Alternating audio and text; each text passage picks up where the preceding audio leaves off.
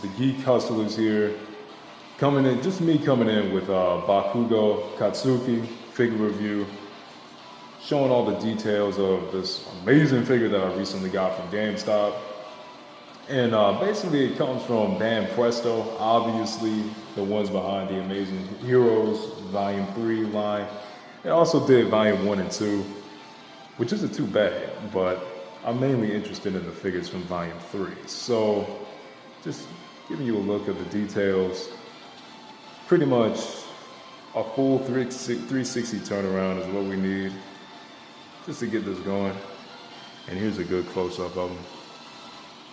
When I got this out of the box, I was actually kind of surprised with how small he was. He's not that small, but he's not too big either, which is what I like. I'm actually fine with this size. Now, I'm going to be straight here. Bakougo is not exactly my favorite character. He is one of them now. When Season 1 of Boku no Hero first started 3 years ago, I was really annoyed with this character. I didn't like Bakougo at all. I didn't like him at all. I thought he was annoying. I thought he was really loud. Didn't like this character whatsoever. But I always thought his design looked pretty cool. It's just that mask. I thought his mask looked kind of goofy, but eventually it grew on me, man. I actually like Bakougo. He's a really cool character. I understand his motivations. I understand why he wants to be the best. I like his designs, especially his grenades on his costume. It actually looks pretty cool. Even though I prefer Todoroki over Bakougo Katsuki, he's actually a pretty cool character. I still enjoy him even now. Can't wait to see what he does in Season 4.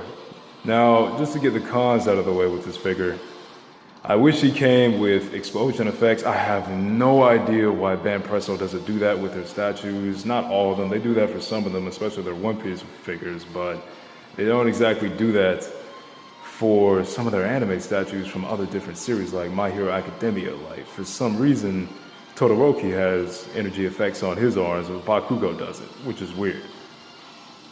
But it's still a good looking figure though, like especially when it comes to the knee pads, the hands, the mask, just everything on him, especially the shoulder pads. They got that right too. That part around his neck, I have no idea what that's called, but looks pretty cool. Also, for some reason, I've also liked the grenades on his waist. I don't know why. I've always liked that little detail, man.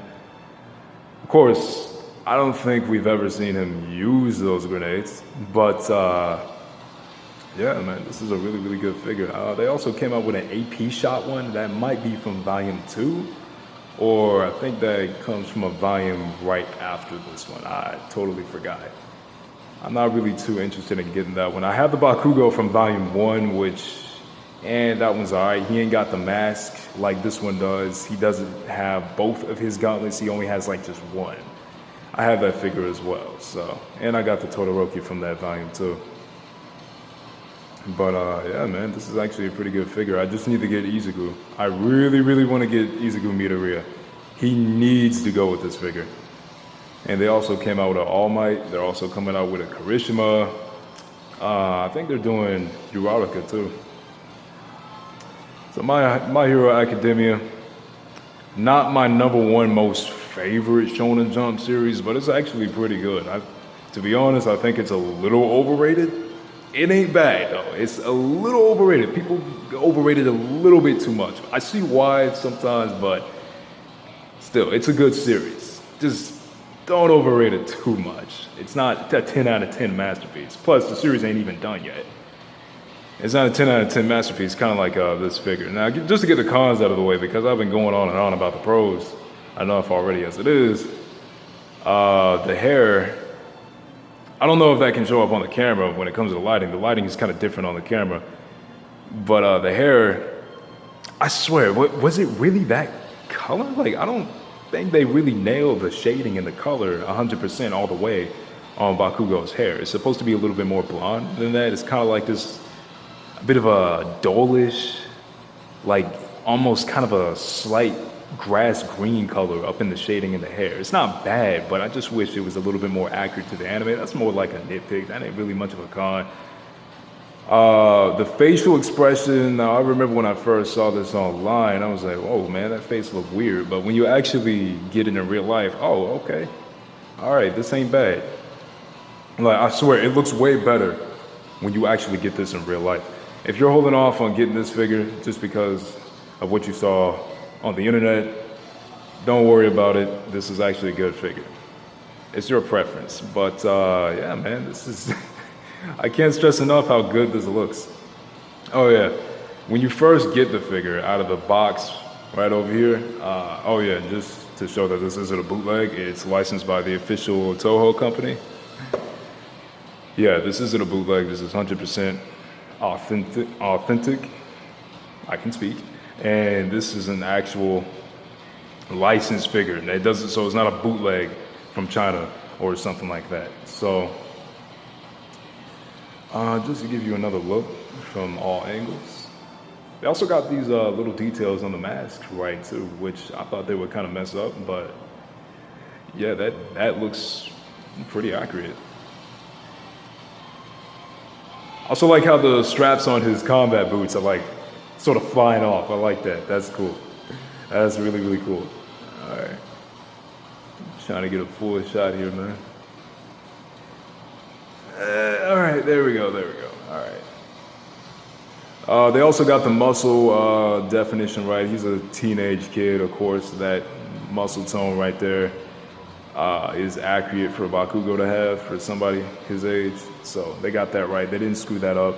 And they also got a lot of the little details. Of course, when you look really, really, really, really close, you're gonna see tiny little imperfections here and there when it comes to the paint job, but not really that many. For the most part, it's a clean paint job, man. They did a great job. The knee pads, from how the grenades look on his hands, I call them gauntlets. I don't think Bakougo ever called them gauntlets, but whatever. I call them gauntlets. These things are incredibly heavy. If y'all remember in season 2 when Izuku and Bakougo were fighting All Might in the final part of that exam in season 2, Izuku held one of these things and crap, it was heavy. That was a really good fight and a really good scene. I'll be honest, season 2 might actually be my favorite so far out of the 3 seasons. I haven't seen the movie yet. Shame on me for not doing that yet, but I'm gonna get to it when I get to it. But yeah, that's pretty much it. He looks good from the back. Usually when it comes to some of these Ben Presto statues, you're gonna always have at least 1 or 2 angles that don't look right. That's only natural. But this guy actually looks good from all angles. I actually like each angle that this dude has. Looks really nice. Looks really, really nice. So that's about it, man. That's all I got to. That's all I got to review right now. That's all I got for y'all today. I also got more statues, more figurines from Ben Presto. I got SH Figure Arts, old figures, Marvel Legends. I got a lot. So if you want to comment down below, let me know what y'all want to see next. And that's it. Geek Hustlers out, man. See you next time.